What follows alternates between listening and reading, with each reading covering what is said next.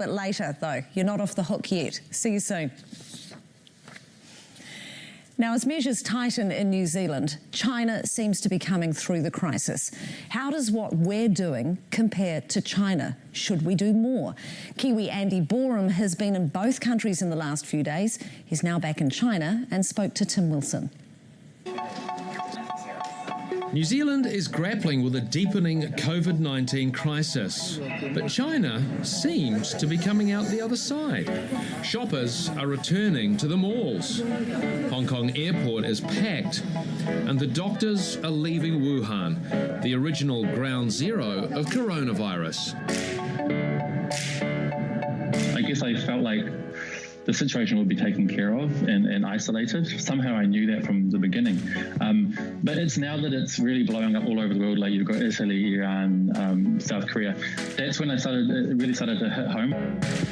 Flying back to China from New Zealand via Japan, Shanghai-based Kiwi columnist Andy Borum, not a massive fan of our approach to coronavirus. I guess when I got to New Zealand, the thing that kind of freaked me out was just the typical Kiwi attitude, which is, you know, she'll be right. I guess that would sum it up. Because I really don't think she will be right with that attitude in terms of this situation. It's a really serious situation, and it requires, I think, really, really strong measures and really a lot of action to sort it out. And I just feel like currently in New Zealand, that's not the attitude that's being taken, probably. The expat joining us via Skype and in uncertain circumstances.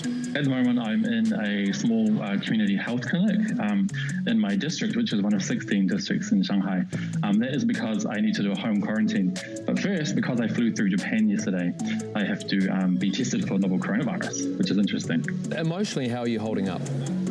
I'm really tired. I haven't slept in like 2 nights. Last night we spent 8 hours on a bus, parked outside this health centre because there was other groups inside, and of course I don't want to, I don't know how to say it, cross-contaminate people from all over the world. Andy's experience of COVID-19 responses in Shanghai very different to the Kiwi attitude. I had to fly from Auckland to Blenheim for my quarantine, technical quarantine, and I told her I'd come from China and that the Ministry of Health had suggested getting an aisle by myself. And she was quite blasé about it. She was like, oh, I'll see what I can do, but I don't think so.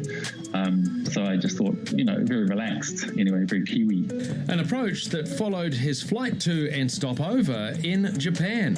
And then as soon as I got to Japan, you know, the Air New Zealand crew were saying goodbye to everyone at the door of the plane.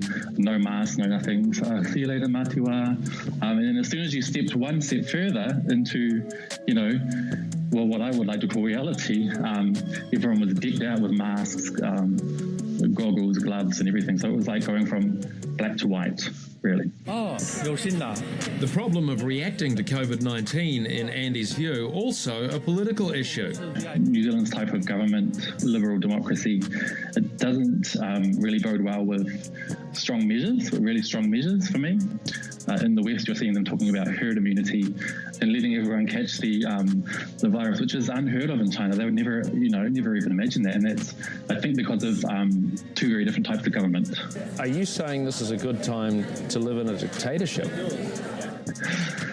I don't know if I'd call it a dictatorship. I like to say it's somewhere with a very strong government that people tend to take heed of, a very powerful government. And obviously, Tim, speaking to Andy there before the borders were closed, before the government announced that it was closing our borders at midnight. An interesting fact, some of you may be thinking, well, what about flights that are currently in the air? Because Air New Zealand's direct flight from Houston to New Zealand arrives later on, and you're going, okay, well, if it arrives after midnight tonight, what happens? So it's for departing flights. So the midnight deadline is for flights that are departing from overseas. So all those passengers on their Air New Zealand flight from Houston will be allowed in, and passengers who are non-New Zealanders will have to go into self-quarantine for 14 days. One of the many sectors feeling the punch of COVID-19 is the music industry. Kiwi